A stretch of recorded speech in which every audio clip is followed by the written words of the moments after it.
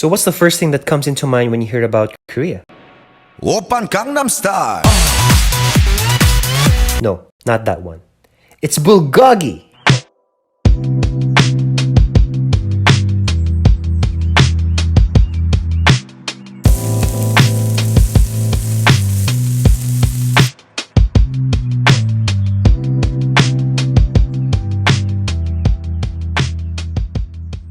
So today we're gonna make beef bulgogi. It's easy to make and of course it's delicious. I'm sure you've had it before in Korean restaurants, so that's why I'm here to show you how to make it as simple as possible with no compromise. So let's begin, shall we? We start off with the beef. I have about 400 grams. I recommend using fresh ribeye for its flavor and tenderness. Compared to the other cuts of beef, it has a good amount of marbling. You can also use other tender cuts like tenderloin and sirloin. For making bulgogi, you need to have your beef thinly sliced. To do this, you need to freeze it for 1 to 2 hours depending on the size and thickness of the meat. While winter is coming for the beef, we shall prepare the marinade. So get our mixing bowl and add in 4 tablespoons soy sauce, 2 tablespoons sesame oil for that nutty flavor, 1 tablespoon mirin for that authentic Korean taste. Hello there, bear. So this is honey. We add in 1 tablespoon for that shine with 2 tablespoons sugar. Now we add 6 cloves of minced garlic.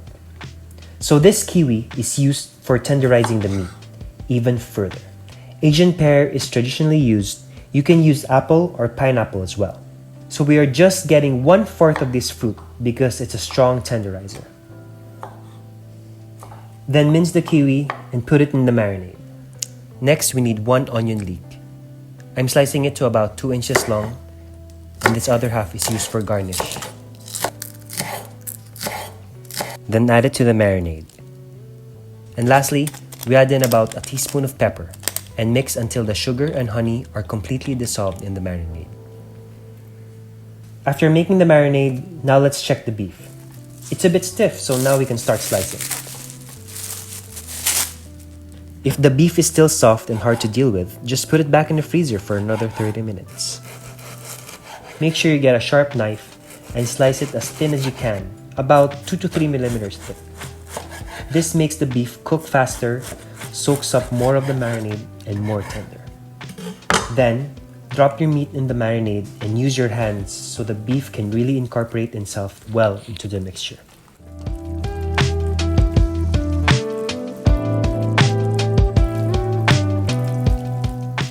Then, we wrap this up and let it chill for at least 1 hour up to overnight, or you can store it in the freezer for a few weeks. After chilling, it's ready to cook. So set your stove to medium-high heat and wait until the pan is hot. In cooking in a non-stick pan, you can skip putting in some oil. So the secret to getting that smoky barbecue flavor is to cook it in batches and not overcrowd the pan, so the meat soaks up the juices and gets a little burnt. Halfway done cooking, we add our sliced onions. You have to watch it the whole time because it cooks quickly. We let the juices evaporate and wait for the onions and meat to caramelize. There are a few ways to cook bulgogi, traditionally on a charcoal grill, but my favorite and easiest way is using the frying pan. Then we are done. I like to eat mine with rice and some lettuce. Then we garnish it with onion leeks and sesame seeds for that authentic taste.